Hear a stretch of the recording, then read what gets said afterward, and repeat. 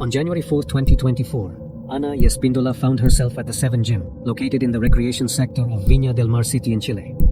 As she did every night, after a long day filled with studies and work, she exercised until 11 p.m. Afterward, she gathered her belongings and exited the facility into the heart of the nighttime cityscape. She then walked down the dimly lit streets until vanishing into the pitch-black night. Vanishing forever. As usual, her family awaited the arrival of Anahi, but her mother watched with concern as time passed, and there were no signs of her daughter. It was strange. She usually came back after her training unless she had other plans, but in those cases she kept everyone informed. A bad omen shuddered through the woman without wasting another second. He filed a missing person report with the authorities, who activated the search. Right away, the family feared the worst. The days passed, and there was no trace of Anahi until, thanks to the center's security cameras, they discovered a series of images in which the student was seen exchanging something with a woman. After that disturbing exchange, he disappeared into an unknown path. Who was this woman? And what events transpired with Anahi? These were the questions that lingered. Anahi Espindola, 22 years old, lived in Viña del Mar with her grandparents.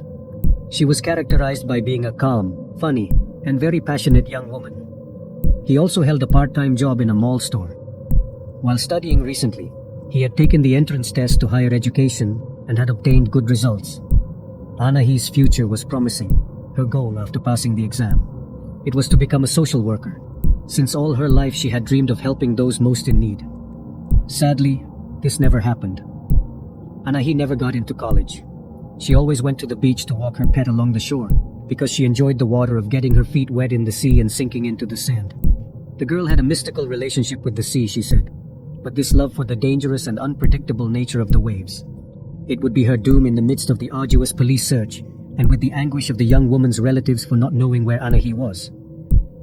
3 days later, several false clues emerged that complicated the investigation, including an extortion call that warned of an alleged kidnapping and the request for a reward. But these threats were dismissed by the Chilean police. Investigators did not believe that the young woman was the victim of a kidnapping. During the following days, various clues emerged that showed Anahi's last minutes shortly before she was lost, including the appearance of a video in which the girl appeared exchanging an object with an unidentified woman. According to what was recorded in the video, the young woman met a woman on the street, where both exchanged objects. One of the hypotheses that was handled was that it could be the cell phone that the young woman had put up for sale on Facebook. This woman would be a person of interest for the prosecutor's office to interview her and ask her in what context she met Anahi and if she could contribute anything to the investigation. Unfortunately, although Anahi's case appeared in all the media, they called on the unknown woman to come forward to testify. But this silence never appeared. It provoked another hypothesis about the strange encounter. According to this theory, Anahi gave him money that woman requested, as a kind of debt or extortion. In the images you can see that there is no physical contact, there is no greeting, therefore they did not know each other previously, or there was not a good relationship between the two. Although after that meeting, the young woman was lost if it was possible to follow the route of the mysterious woman. Apparently she would be known in the central sector, since car caretakers greeted her and even hugged her. So far, the authorities have not been able to identify her. The chronology of the young woman's last moments that the public ministry obtained was that after the meeting with the woman, Anahi sent a photograph of her wet sneakers to her ex-partner. After this, she disconnected the location of her phone, which was shared with her friends in real time. This action complicated things and even made the authorities believe that someone could have taken the cell phone and made Anahi disappear. The days passed without any other trace of the young student. The work of the search teams focused on the section of Peru Avenue between Casino and Las Salinas beaches, the entire area that surrounded the place where she was last seen. The authorities did not rest in trying to locate all the people who had some type of relationship and who had seen the young woman in the last hour since she left the gym. But it seemed that beyond the mysterious woman, no one else had seen Anahi that night. After what appeared to be a dead end, the administration of the Plaza Reñaca shopping center, where Anahi worked, notified the police that women's clothing had been found in a women's bathroom. The experts took the clothes to analyze them in the hope that they could belong to the missing girl. A hint of enthusiasm enlightened the researchers, who believed that the case could move forward with this new clue. Unfortunately, it was immediately discarded as it was not Anahi's belongings moving a locker bag. Going back to the beginning, the young woman's grandfather with whom she lived declared that he was one of the last to see her. The man mentioned that the young woman might have been on the beach. He came to this conclusion because of the photo she sent to her ex-partner, in which she showed her slippers wet with water. Authorities tracked the coastal area, where they surprisingly found a backpack that appeared to belong to the young student. The discovery was at the mouth of the Marga estuary, near the area where she was last seen with this new clue. The detectives were sure that Anahi was possibly somewhere on the periphery, but the discovery of the backpack and the dangerous area where it was lost seemed to be the premonition of a heartbreaking end for Anahi. This outcome came true when, after a complex search carried out by his family, friends and different state institutions on January 12, 8 days after his disappearance. The body of a woman was found in the Roqueríos on Avenida Peru, near the city's casino. Thanks to inspections of the coastal edge of the Valparaiso region, a female body was found stuck between the rocks. Inspector Guillermo Galvez assured that the victim's body was trapped between the rocks, which prevented him from being easily rescued when the team arrived. Both criminal divers and firefighters, and after an extensive rescue effort that lasted about 4 hours, the body was managed to be removed with the help of a crane that lifted the rocks that surrounded the victim. Also, they had to cut the foundation in some parts to be able to free it. Even the place of discovery reached Espindola's family with hopelessness and anguish throughout his body. His parents and relatives paralyzed his search campaign pending evidence. That allowed the deceased person to be identified. They feared it was Anahi, and that it would all end that way.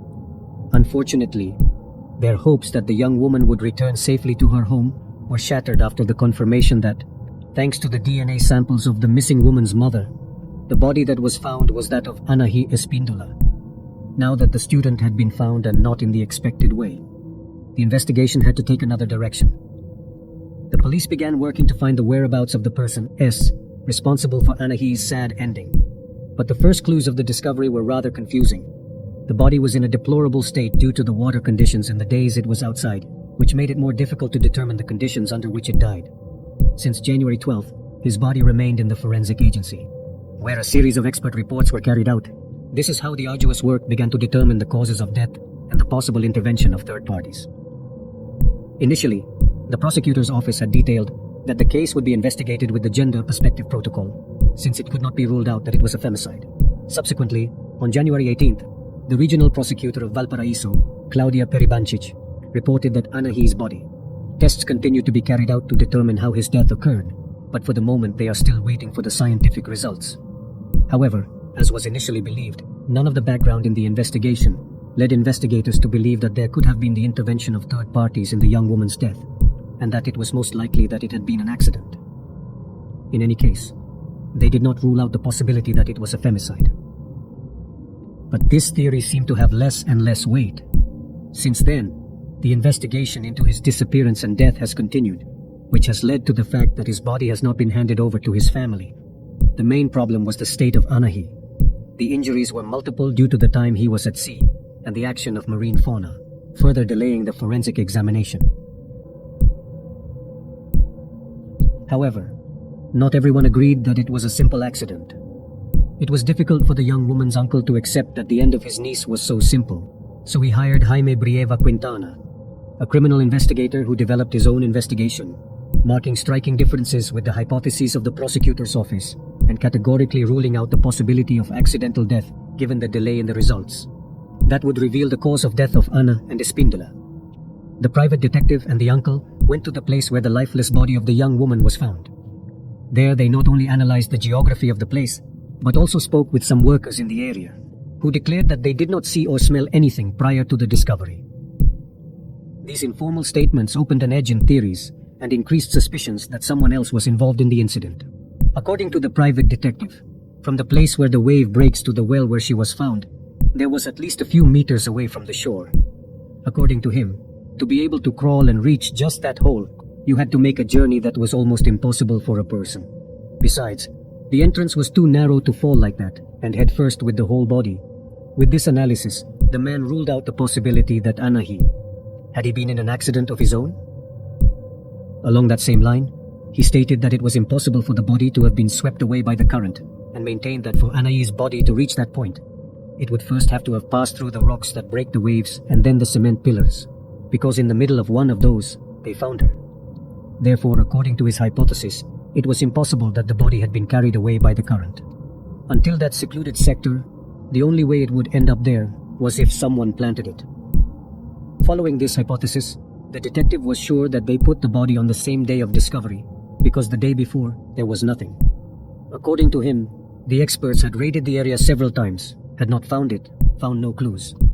For him, the accident theory could only be confirmed or dismissed with an examination that measures diatoms, which are microalgae that when a person drowns, they swallow water, and these microalgae remain in the lungs.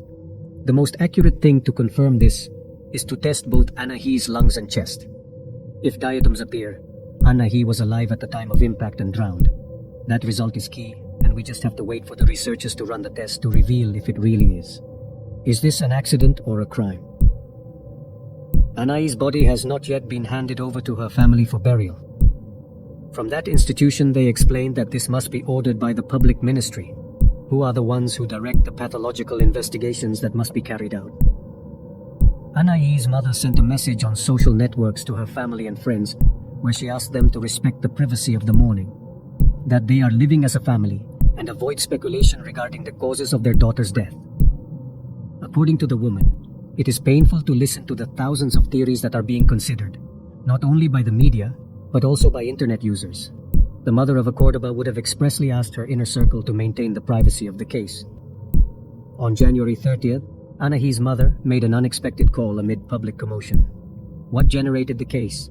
The message read the following: "Please, I ask you not to ask for justice, because justice is not what we need, because justice until now has been by our hand in every second."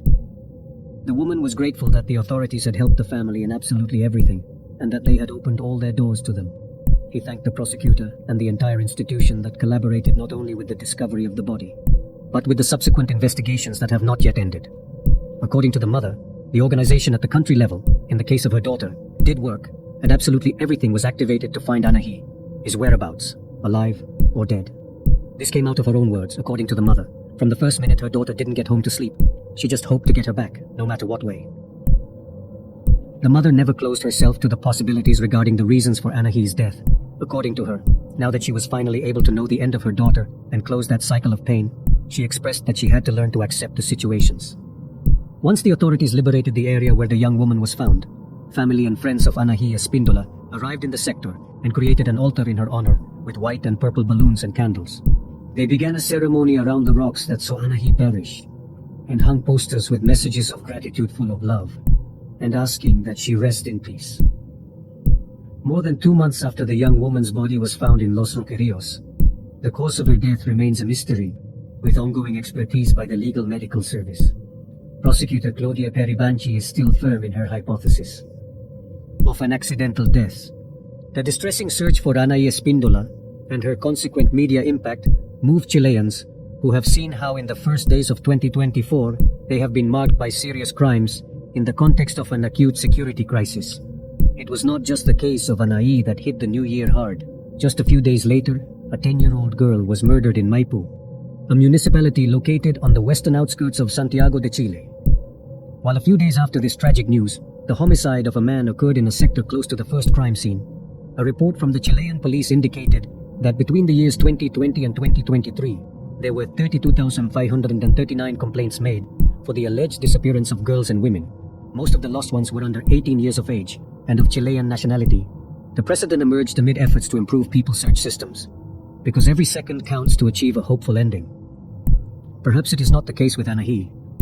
Perhaps it really was a tragic accident in which the young woman found herself contemplating what she loved most, the vast sea and the gloom of the starry night. But with the social context of insecurity that is increasing in the country, it is inevitable to think that perhaps someone unwanted. He crossed his path until the authorities revealed what really happened. Would sow doubt not only in the family, but in all those who followed the case closely and were shocked by the sudden death of a young woman who had many dreams and projects ahead of her that were extinguished by a misstep or by someone unknown.